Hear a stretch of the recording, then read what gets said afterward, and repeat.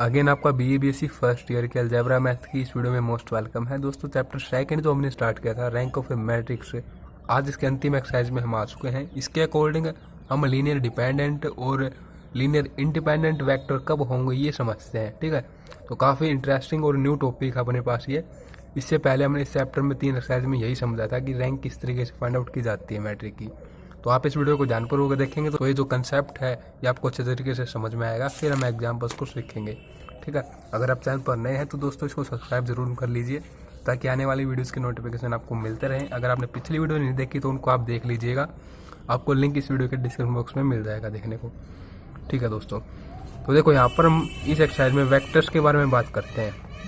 ठीक है, वेक्टर्स को हम कैपिटल लेटर्स में भी डिनोट कर देते हैं और स्मॉल लेटर्स में भी डिनोट कर देते हैं दोस्तों। ठीक है, अब वेक्टर होता क्या है? वेक्टर अपने पास मान लो कि ये तो थी कि डिनोट किस तरीके से करते हैं हम वेक्टर को, किसी भी तरीके से कर सकते हैं। ठीक है, अब मैं आपको बताता हूँ इनकी फॉर्म क्या होती है अपने पास, किस तरीके की फॉर्म्स में ये होते हैं अपने पास। जैसे कि एक्स एक वेक्टर है तो ये अपने पास इस तरीके की फॉर्म में भी मिल सकता है, कॉलम की फॉर्म में। ठीक है, जैसे कि 1 2 3 इसके अंदर एलिमेंट है, या फिर इसको हम इस तरीके से भी रिप्रेजेंट कर सकते हैं ब्रैकेट की फॉर्म में 1 2 3। ठीक है दोस्तों, तो ये दो अपने पास क्या है, नोटेशन है या फॉर्म बोल सकते हो आप वेक्टर को रिप्रेजेंट करने की। ठीक है, इस तरीके से इनको डिनोट किया जाता है। अब हम बात करते हैं दोस्तों लीनियर डिपेंडेंट की, कि वेक्टर लीनियर डिपेंडेंट कब होंगे, और लीनियर इंडिपेंडेंट की, कि वेक्टर लीनियर इंडिपेंडेंट कब होंगे। ठीक है, तो एक स्टेटमेंट रहेगी, पहले आपको बताऊंगा वो स्टेटमेंट, फिर एक से दो थ्योरम के रिजल्ट बताऊंगा, फिर एग्जाम्पल करेंगे तो आपको क्लियरली समझ में आएगा। जितना आप फिलहाल समझ सकते हैं इनकी थ्योरेटिकली उतना आप समझें, एग्जाम्पल जब समझेंगे तो और भी क्लियरली आप इन टॉपिक्स को समझ पाएंगे। ठीक है दोस्तों, तो देखिए दी वेक्टर्स, हम अनेक वेक्टर्स लेंगे यहाँ पर इस डेफिनेशन को समझने के लिए। दी वेक्टर्स, हमने एक वेक्टर ले लिया x1, एक ले लिया x2, एक ले लिया x3, इसी तरीके से xn हमने क्या ले लिए, वेक्टर्स ले लिए दोस्तों। आर सेड टू बी, इनको हम लीनियरली डिपेंडेंट जब कहेंगे if there exist n numbers, in n numbers of vector के लिए अपने पास n numbers of scalar exist करें। जैसे कि इस तरीके से स्केलर्स को हमने डिनोट कर दिया। स्केलर को किसी भी तरीके से डिनोट किया जा सकता है, U V W A B C, ये तो बस हम समझ रहे हैं बेसिक एक बार डेफिनेशन को। ठीक है, ये अपने पास अनेक स्केलर्स हैं। वैसे स्केलर होता क्या है, स्केलर अपने पास एक क्वांटिटी होती है दोस्तों।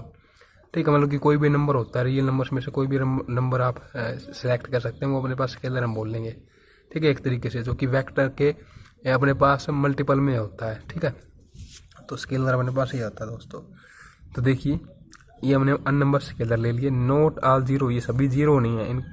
ठीक है, मतलब कि ये मान के चलिए 1 है, ये 2 है, ये 3 है। ठीक है, ये मान लीजिए लास्ट वाला 0 है, बाकी बीच में अन्य नंबर्स है, तो सभी जीरो नहीं है, कोई 1 2 जीरो हो सकते हैं। सच डैट ये सभी जीरो ना होने पर अपने पास एक ऐसी इक्वेशन यहाँ पर बनेगी इन वेक्टर्स को और इन स्केलर्स को लेते हुए यहाँ पर, जिसको कि हम बोलते हैं लीनियर कॉम्बिनेशन। इनका लीनियर कॉम्बिनेशन, इनका कॉम्बिनेशन हम कर देंगे। एक स्केलर लेंगे इनटू में एक वेक्टर, फिर एडिंग में एक स्केलर एक वेक्टर, फिर इसी तरीके से ये अन टर्म तक हम करते चलेंगे। ठीक है, Cn Xn इक्वल टू 0।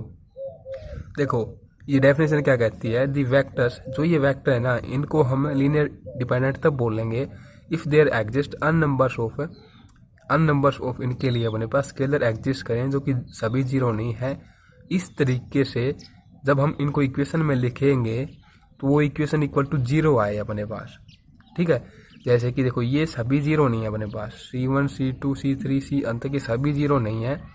ठीक है, बट फिर भी जब इनको हम इन वेक्टर के साथ मल्टीप्लाई करते हुए ऐड करते हैं तो आंसर अपने पास 0 आ रहा है। एग्जाम्पल देता हूँ, देखिए जैसे कि मैंने स्केलर ले लिए 3, ये है 0, एक अपने पास मैंने 3 ले लिया, एक मैंने ले लिया -1, ये अपने पास 3 स्केलर हैं दोस्तों। ठीक है, अब इनको मैं मल्टीप्लाई करूँगा 3 वेक्टर के साथ। वेक्टर अपने पास इस फॉर्म में मैंने ले लिया, जैसे कि एक ये स्केलर 0, फिर मैंने वेक्टर ले लिया यहाँ पर 1 2, फिर मैंने क्या कर दिया यहाँ पर 3, और यहाँ पर वेक्टर ले लिया मैंने, ये स्केलर है यहाँ पर 2 3, फिर मैंने यहाँ पर एक्स का ले लिया -1 और वेक्टर ले लिया 6 9। ठीक है दोस्तों, अब देखो इनको सोल्व करेंगे। देखो ये तो जीरो ही हो जाएगा कंप्लीट जीरो के साथ मल्टीप्लाई करते हुए। यहाँ पर देखो क्या होगा 6 और ये हो जाएगा 9, फिर -6 9 इक्वल टू अपने पास देखो क्या हो जाएगा 0। देखो यहाँ से देखो इसके साथ इसको सोल्व करेंगे, इसके साथ इसको सोल्व करेंगे। ये अपने पास ऑर्डर पेयर में जब भी होते हैं ना तो ऐसा ऐसे सोल्व करते हैं इसको। देखो 6 इस तरीके से लिखेंगे, एक बार इस तरीके से लिखते हुए सोल्व आउट करेंगे तो अपने पास आंसर क्या निकल के आएगा 0 0 निकल के आएगा। ठीक है, बट हमने सभी जीरो नहीं लिए इसके अंदर, फिर भी आंसर 0 निकल के आए। तो अपने पास इस केस को हम क्या बोलते हैं कि जो वेक्टर्स हैं अपने पास लीनियरली डिपेंडेंट। एग्जाम्पल करेंगे तो और क्लियर समझ जाएंगे आप। ठीक है, लीनियर इंडिपेंडेंट में क्या होगा दोस्तों, the vectors x1 x2 up to xn are said to be, इनको हम लीनियरली इंडिपेंडेंट कब बोलेंगे, इफ मैंने एक बार डिनोट कर लिया ताकि ज़्यादा टाइम ना लगे लिखने में। इफ़ देयर एग्जिस्ट का अपने पास ये साइन होता है दोस्तों, आपको कहीं पर भी देखने को मिले मैथ में अलजेब्रा में तो समझ जाना है देयर एग्जिस्ट का ये साइन होता है अपने पास। ठीक है, there exist n numbers of scalars, इस तरीके से n number of scalar exist करें इन सभी वेक्टर के लिए सच डैट, कुछ इस तरीके से इनके बीच अपने पास रिलेशन हो कि जब हम इनको कॉम्बिनेशन में लिखें इस तरीके से तो अपने पास 0 आंसर निकल के आए। बट इस बार ये 0 तब निकल के आया है जब अपने पास जो सभी स्केलर है ना, यहाँ पर ये सभी स्केलर हमने क्या लिए हैं इक्वल टू 0 लिया है इन सभी को। ठीक है, इस केस में क्या था सभी 0 नहीं थे बट फिर भी आंसर 0 था, मतलब कि इनकी कुछ ना कुछ वैल्यू अपने पास होंगी यहाँ पर, जैसे कि इसकी -1 है, इसकी 3 है अपने पास।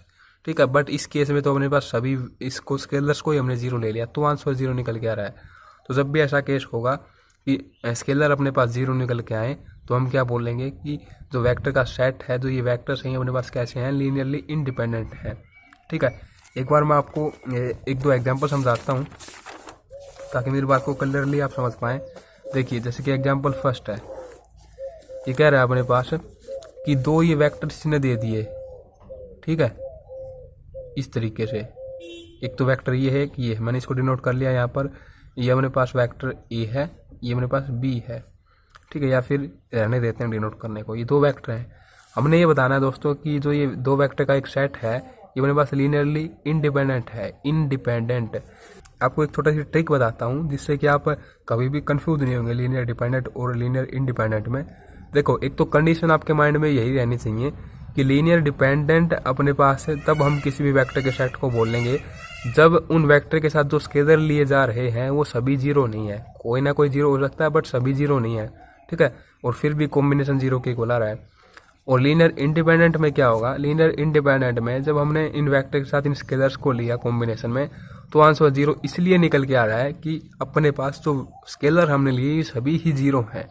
ठीक है, तो यहाँ पर हमने इक्वेशन में स्केलर लिए सभी 0 ही हमने लिए रखे हैं तो मल्टीप्लाई होते हुए सारा कुछ 0 हुआ है, बट यहाँ पर सभी 0 नहीं थे बट फिर भी आंसर 0 निकल के आ रहा है।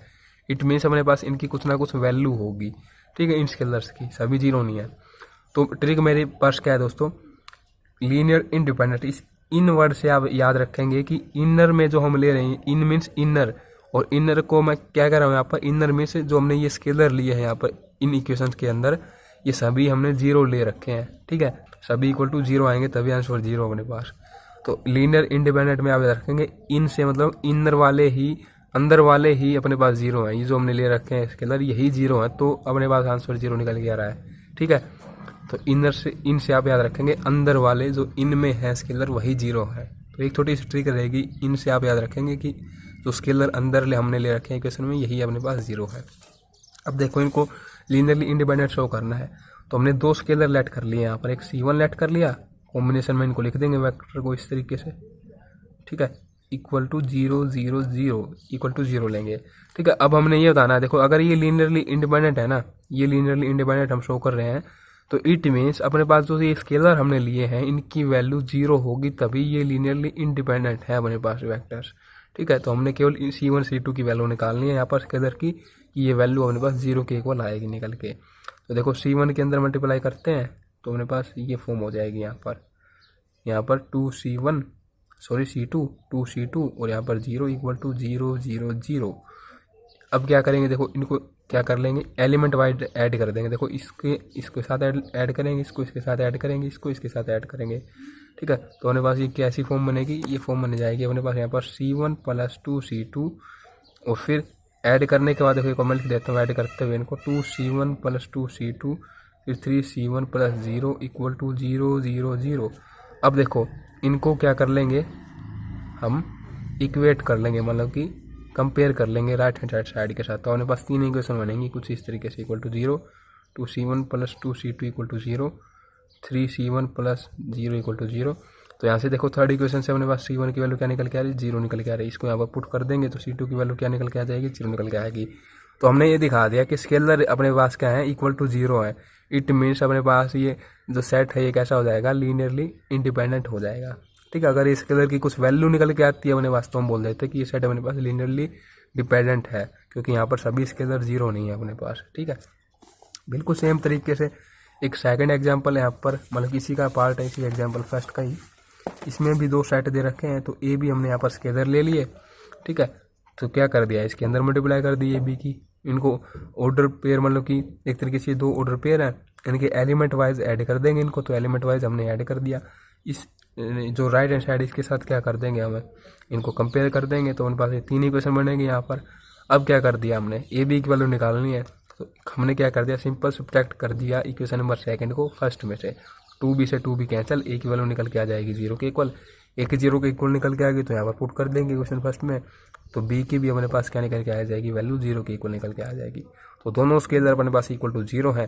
स्केलर अपने पास 0 तभी होते हैं जब अपने पास जो वेक्टर्स का सेट हो वो लीनियरली इंडिपेंडेंट हो।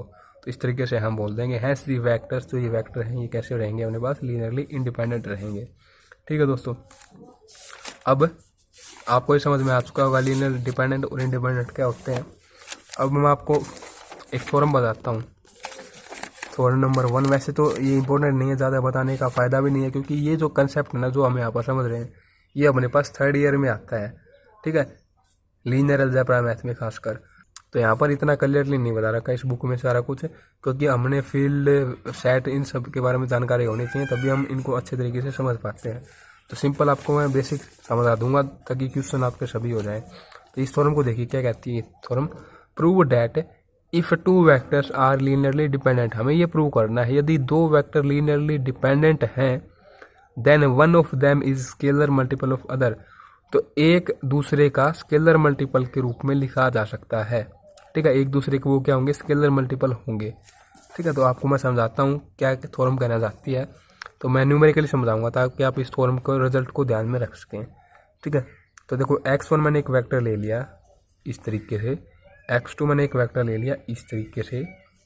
ये ऐसा कह रही है थ्योरम कि इन जो ये 2 वेक्टर हैं इनको एक दूसरे के प्रोडक्ट के रूप में लिखा जा सकता है, ठीक है।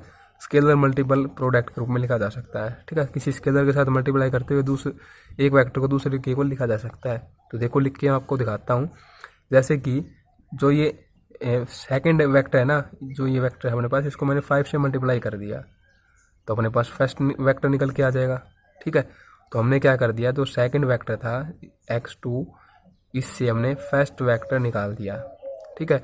मतलब कि ये एक स्केलर है, स्केलर से सेकंड वेक्टर को मल्टीप्लाई किया, अपने पास फर्स्ट वेक्टर आ गया। यही ये थ्योरम कहती है, one of them is the scalar multiple of other. किसी भी एक को हम सेकंड के स्केलर मल्टीपल ऑफ दिखा सकते हैं, ठीक है। तो हमने इसको स्केलर मल्टीप्लाई किया, सेकंड के इक्वल दिखा दिया। अब बिल्कुल इसी तरीके से यहाँ पर देखो हम क्या कर सकते हैं, x2 = x1/5। तो यहाँ पर देखो x2 को हमने इस तरीके से दिखा दिया, जैसे कि x2 की वैल्यू क्या है अपने पास 10, x1 क्या है 50/1/5 यहाँ पर।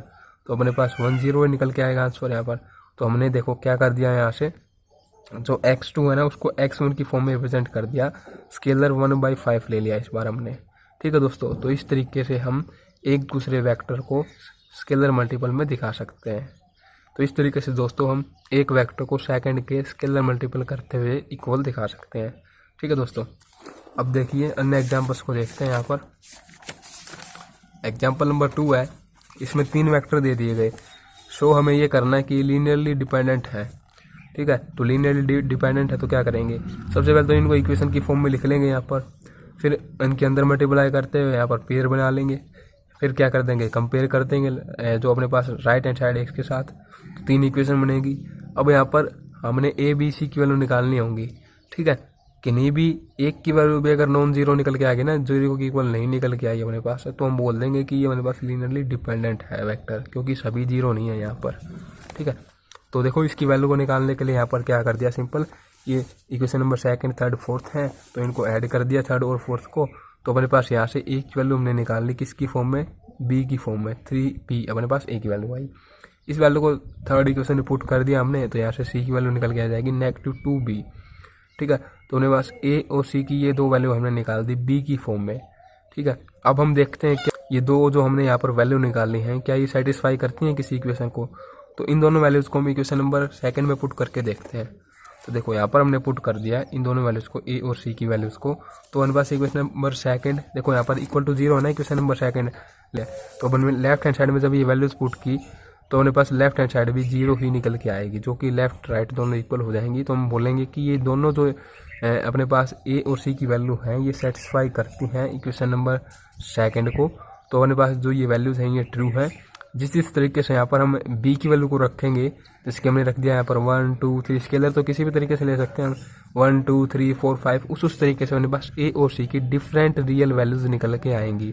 तो हम बोल देंगे we get infinite non zero real values of A and C, so A B C are all not zero. तो ये ए बी सी सभी जीरो नहीं है अपने पास, ठीक है। तो इस तरीके से हम बता देंगे कि जो ये वेक्टर हैं जैसे कि यू वी डब्ल्यू से इनको लेट कर रखा था, ये अपने पास लीनियरली डिपेंडेंट है।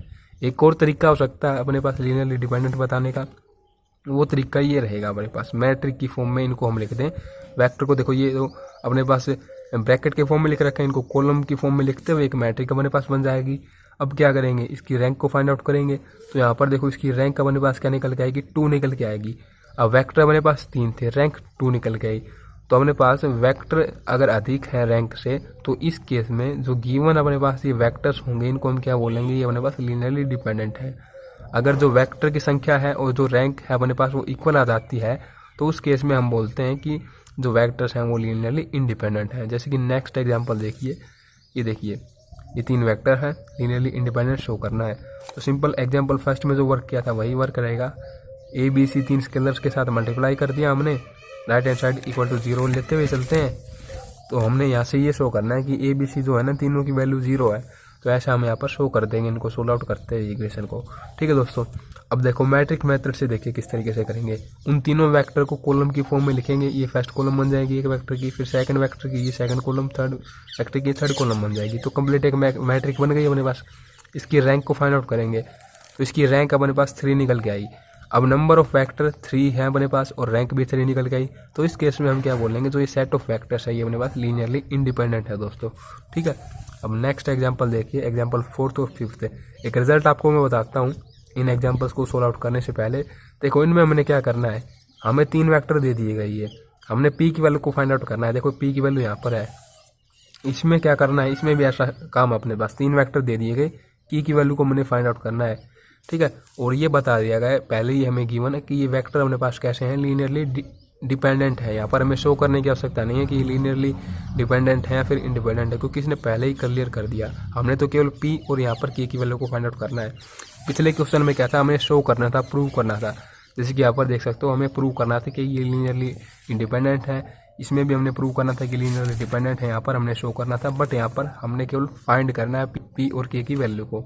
तो अपने पास एक रिजल्ट है दोस्तों, वो रिजल्ट क्या है, it is given that n vectors. अपने पास यदि अन वेक्टर्स दिए जाएं, मतलब कि 1 2 3 कितने भी हो सकते हैं तो, ठीक है, आर लीनियरली डिपेंडेंट, और वो लीनियरली डिपेंडेंट बता दिया जाए हमें पहले ही, and we have to find the value of some component, और किसी कंपोनेंट की वैल्यू को फाइंड आउट करने के लिए कहा जाए। जैसे कि वहाँ पर हम क्या कर रहे हैं, इन क्वेश्चन में पी और के की वैल्यू को फाइंड आउट कर रहे हैं। देन तो हम क्या लेते हुए चलेंगे, जो गिवन मैट्रिक है उसका डिटरमिनेंट इक्वल टू 0 लेते हुए चलेंगे और इसको सोल्व करेंगे, ठीक है।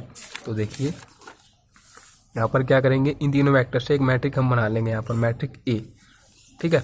तो इसने पहले ही कह दिया कि लीनियरली डिपेंडेंट है vectors, since the given vectors are linearly dependent.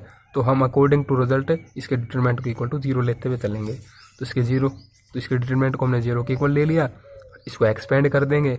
देखो जिस साइड में अपने पास 0 होती है ना, उस साइड से एक्सपेंड करें तो ईजिली एक्सपेंड हो जाता है।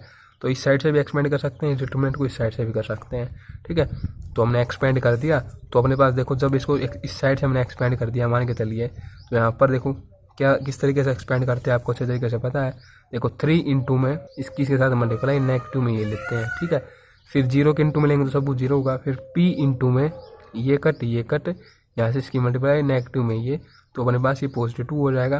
तो यहाँ पर p इंटू में 6, तो 6p यहाँ पर नेगेटिव 36, नेगेटिव 36 को इस तरफ लेके आएंगे तो पॉजिटिव 36 हो जाएगा। 6 अपॉन में लेके आएंगे तो p की वैल्यू क्या निकल के आ जाएगी दोस्तों, 6 निकल के आ जाएगी। तो इस तरीके से हमने इस कंपोनेंट की वैल्यू को निकाल दिया। अब एग्जाम्पल 5th देखिए, फाइंड k की वैल्यू को फाइंड आउट करना है। ये वेक्टर अपने पास बता दिए गए कि लीनियरली डिपेंडेंट है। ठीक है, तो इनको एक मैट्रिक की फॉर्म में लिख देंगे। अब हमें ये पता है कि लीनियरली डिपेंडेंट है, तो हम इस रिजल्ट का यूज़ कर लेंगे, इसके डिटरमिनेंट को इक्वल टू 0 लेके चलेंगे। ठीक है दोस्तों, तो यहाँ पर देखो इस एक कॉलम में या फिर इस सेकंड रो में अपने पास 0 टर्म आ रही है, तो इससे भी एक्सपेंड कर सकते हैं या फिर इससे भी एक्सपेंड कर सकते हैं इस डिटरमिनेंट को। ठीक है, जो आसान लगे उस तरीके से कर सकते हैं, या फिर सिंपल जिस तरीके से करते हैं उस तरीके से भी कर सकते हैं। बट 0 होने की वजह से एक स्टेप अपने पास बीच वाला कम हो जाता है। ठीक है, सोल्व करने के दौरान। तो यहाँ से अपने पास की वैल्यू क्या निकल के आ जाएगी दोस्तों, -4 निकल के आ जाएगी। तो काफ़ी इजी क्वेश्चन से मैं उम्मीद करता हूँ आपको समझ में आया होगा सारा कुछ। ठीक है, हमने क्या करना है, गिवन वेक्टर मिले, अगर कहा जाए कि शो करिए, प्रूव करिए कि गिवन जो सेट है वेक्टर्स का ये अपने पास लीनियरली डिपेंडेंट है या फिर इंडिपेंडेंट है, तो हमने क्या करना है, सिंपल एक लीनियर कॉम्बिनेशन की फॉर्म में लिख देंगे। लीनियर कॉम्बिनेशन मीन्स ये लीनियर कॉम्बिनेशन ही होता है जहाँ पर कि हम कंबाइन करके लिखते हैं स्केलर और वेक्टर को, स्केलर और वेक्टर को, स्केलर और वेक्टर को, और इक्वल टू 0 लिख लेते हैं। ठीक है, तो इस तरीके से दोस्तों मल्टीप्लाई करेंगे अंदर पहले तो स्केलर्स की इन वेक्टर्स के साथ, फिर कंपेयर कर देंगे राइट हैंड साइड के साथ। ठीक है, तो हमारे पास अगर लीनियरली डिपेंडेंट शो करना होगा तो ए बी सी की कुछ ना कुछ वैल्यू निकल के आ रही होगी अपने पास। ठीक है, जैसे कि यहाँ पर निकल के आई थी अपने पास, ये देखिए ए की 3b के इक्वल, सी की -2b के इक्वल। इन वैल्यूज़ को देखने के लिए क्या ये करेक्ट है अपने पास, तो इस इक्वेशन में हमने पुट कर दिया, तो ये इक्वेशन लेफ्ट हैंड साइड से भी 0 ही हो गई है अपने पास। तो हमने ये पता लगा लिया कि वैल्यू करेक्ट है अपने पास। तो जिस तरीके से b की वैल्यू पुट करेंगे वैसे वैसे अपने पास ए सी की अनेक वैल्यूज निकल के आती रहेंगी। ठीक है, लीनियरली इंडिपेंडेंट में क्या हुआ, लीनियरली इंडिपेंडेंट में तो सीधी सी बात है, इनर आप वर्ड याद रखें कि इसके अंदर वाले जो हमने स्केलर लिए ना यही 0 आएंगे अपने पास। ठीक है, तो जब हम लीनियरली इंडिपेंडेंट की बात करेंगे तो जब इक्वेशन को सोल्व आउट करेंगे तो ए बी सी या फिर C1 C2 C3 या फिर किसी भी तरीके से जब भी हम स्केलर्स को ऐड कर रहे होंगे तो उनकी वैल्यू 0 के इक्वल निकल के आएगी। ठीक है दोस्तों, ये हमारे पास लीनियरली इंडिपेंडेंट का केस होता है। उम्मीद करता हूँ आपको इस वीडियो में दी गई जानकारी स्पष्ट रूप से समझ में आई होगी। वीडियो को देखने के लिए आपका धन्यवाद। ये 2 क्वेश्चन है दोस्तों, ये मैंने आपके लिए छोड़ दिए हैं, इनको आप अपने आप से करेंगे अभी, और अभी आप कमेंट करेंगे कि आपका क्या आंसर निकल के आए। इसमें आपको ए की वैल्यू निकालनी है और इसमें आपको पी की वैल्यू निकालनी है। इन आंसर को नहीं देखना है, सिंपल आप अभी वीडियो को समाप्त होते ही करिए और कमेंट में अपना जवाब दीजिए। बहुत बहुत धन्यवाद आपका वीडियो को देखने के लिए।